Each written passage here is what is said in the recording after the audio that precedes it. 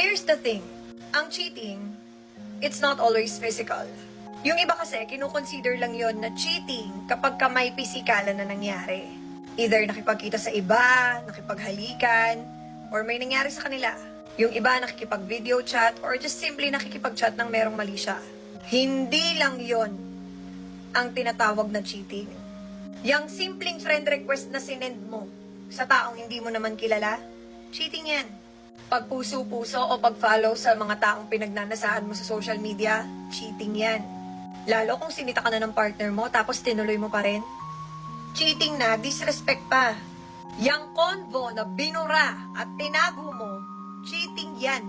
Yung pakikipag-engage mo sa taong alam mo nang hindi komportable yung partner mo o sa taong alam mong may gusto sa'yo, cheating yan.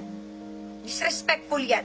Alam niyo kung ano nakakalungkot? Maraming tao na pinapalagpas lang yung mga ganyan kasi mild pa lang naman daw yan.